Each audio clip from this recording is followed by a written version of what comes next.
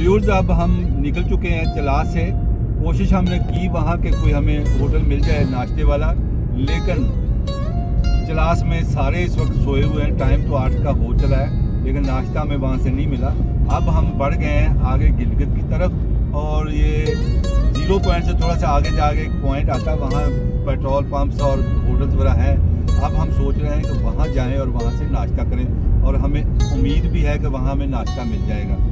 तो अब हम थोड़ी सी बातचीत करते हैं, दोस्तों से पूछते हैं भी आज हम रात सोए हैं और अब सुबह मतलब कह लें कि ताज़ा दम होके निकले हैं, तो अब कैसा महसूस करें यहाँ का इन्वायरमेंट और यहाँ का माहौल, और ये सफ़र जो है ठंडा ठंडा ये कैसे है। खालिद साहब आप गाड़ी चला भी रहे हैं, और कुछ फरमाएं कि कैसा महसूस कर रहे हैं। अब आगे के लिए हम जा रहे हैं, जो आटम देखनी है और ये जो रास्ता है और ये मौसम बताएं कुछ।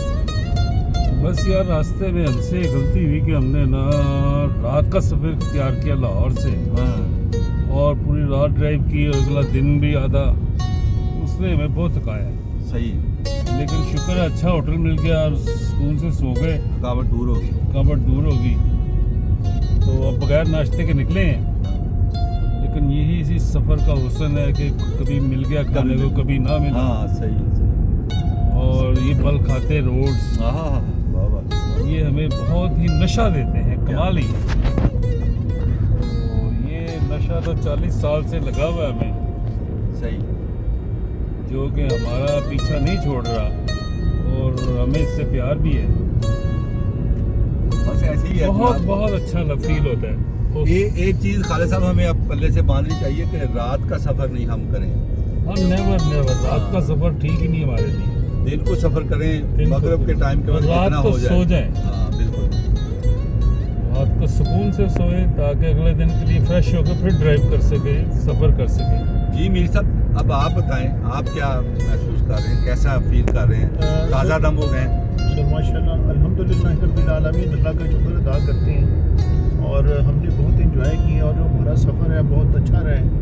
और जो एक दो चीज़ें रात के सफ़र की भाई बयान कर रहे हैं, उनकी बात सही है, क्योंकि अगर आप रात को रेस्ट करते हैं तो सुबह आप फ्रेश होके और अपनी रूटीन में दोबारा फिर निकल सकते हैं, और उसमें आप जो सफ़र है उसको भी इंजॉय करते हैं, क्योंकि रात में आपको चीज़ें नज़र नहीं आती, जिससे आप उन चीज़ों को देख नहीं पाते और इंजॉय नहीं करते।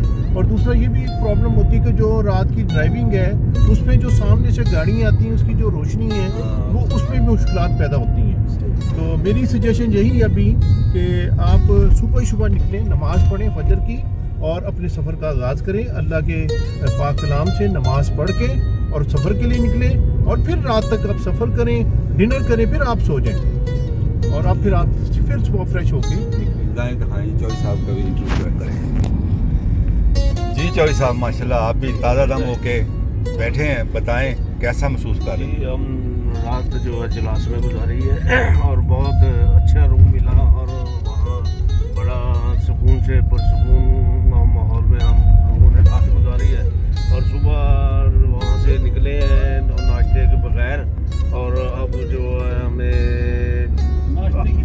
नाश्ते की तलाश में आगे सफ़र करते हुए गिलगित पहुँचेंगे, और रास्ते में कोई अच्छी जगह हमें एक दो मिलेंगी, और वहाँ इंशाल्लाह नाश्ता भी होगा, और वहाँ का जो रिव्यू वो भी देखेंगे, और आहिस्ता आहिस्ता सफ़र सही है, जारी और सारी है। चौधरी साहब माशाल्लाह ज़बरदस्त।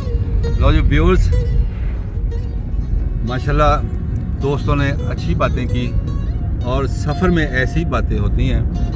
और ये मैं आपको बताऊं कि इन इलाकों में टूरिस्ट आते हैं तो सुबह देर तक सोते रहते हैं, होटल भी जो है वो भी बंद रहते हैं। अभी हम चलास में सारा फिर के आए, हमें यकीन जाने कोई नाश्ते वाला अच्छा होटल खुला मिला ही नहीं, तो हम आगे बढ़ गए। तो ये आपकी इतला के लिए है, मालूमात के लिए है कि इन इलाकों में ऐसे भी होता है। बहरकैफ ये बातचीत चलती रहेगी, आपको आगे दिखाएंगे। बड़ी मेहरबानी, बहुत शुक्रिया, अस्सलाम वालेकुम।